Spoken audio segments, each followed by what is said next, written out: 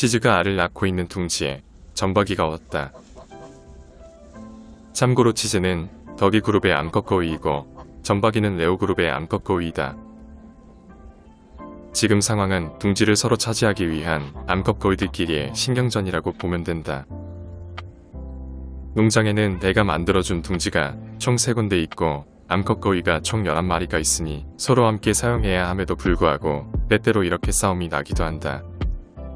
그래서 독립적인 성격을 가졌거나 무리해서 소외받는 암컷거위는 스스로 자기만의 둥지를 만들어 알을 낳는다. 레오 그룹의 다른 암컷거위들은 다른 장소의 둥지를 이용하는 데 반해 유독 점박이만 이 둥지에서 알을 낳기를 선호한다.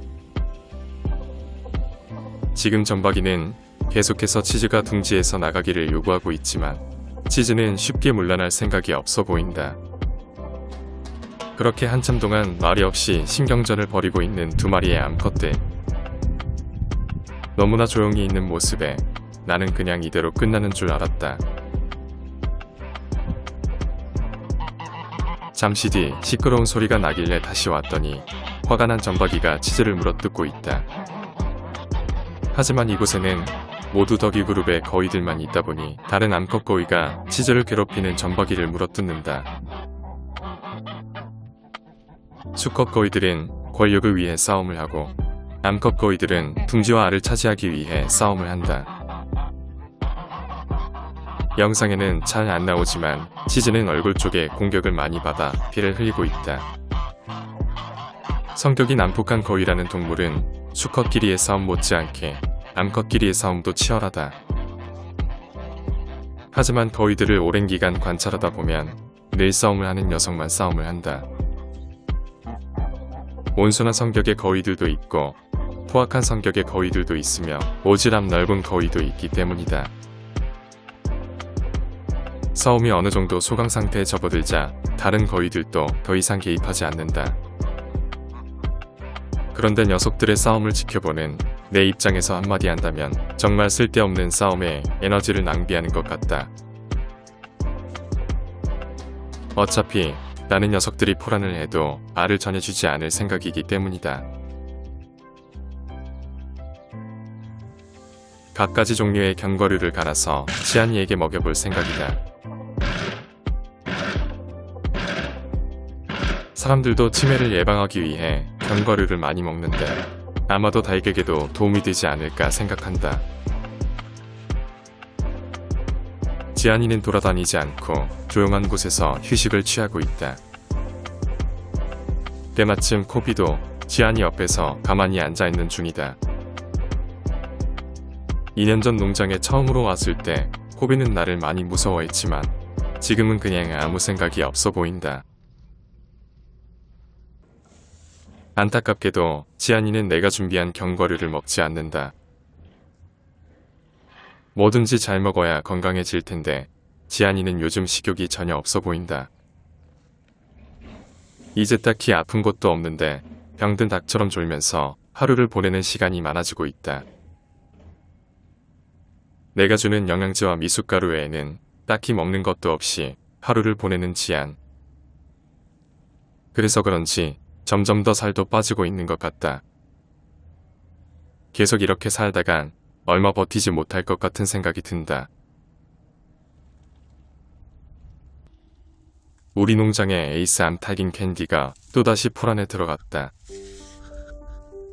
지난해 11월 중순 다니와 함께 포란을 한 이후 정확하게 4개월 만이다.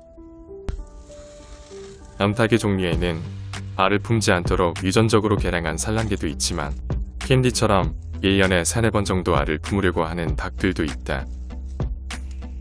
그리고 알을 품으려고 하는 암탉들 중에는 중도에 쉽게 포기하는 녀석도 있지만 고집스럽게 끝까지 포기하지 않는 녀석도 있다.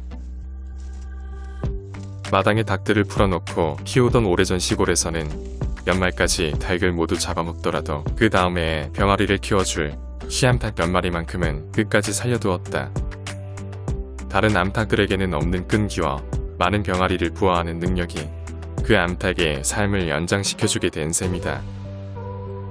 그럼 과연 우리 농장의 에이스 암탉인 캔디는 과거 시암탉이라고 불릴 만큼의 능력을 소유하고 있는 암탉일까? 사실 어제 인근에 사는 마을 주민이 병아리를 부화해달라고 부탁을 하셨다.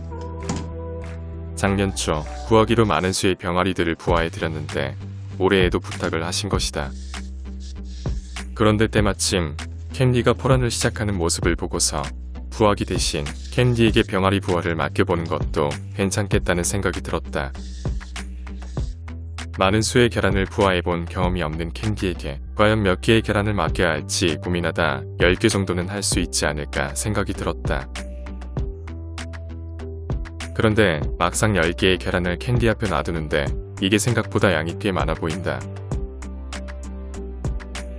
갑자기 많아진 계란들을 보고서 캔디는 아마도 상당히 당혹스러울 것이다.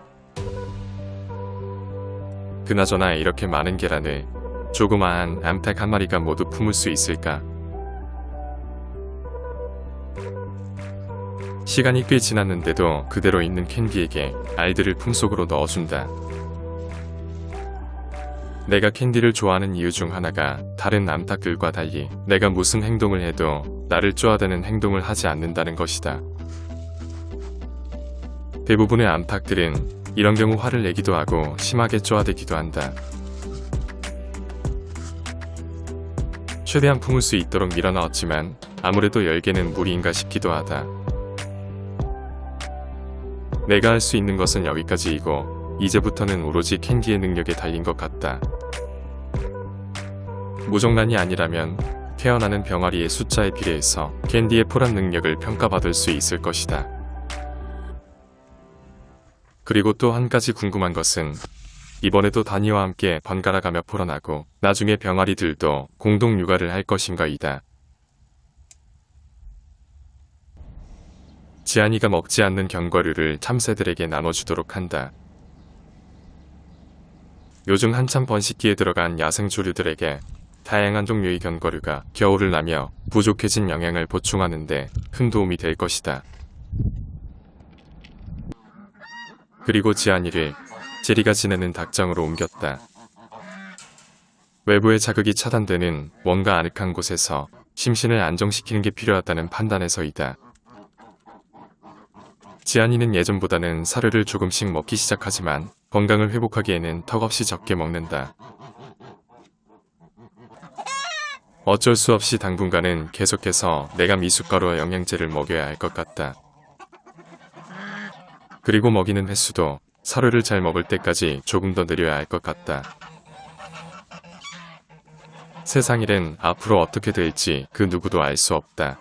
그래서 지안이의 병도 어느 순간 낫게 될지도 모른다고 생각한다.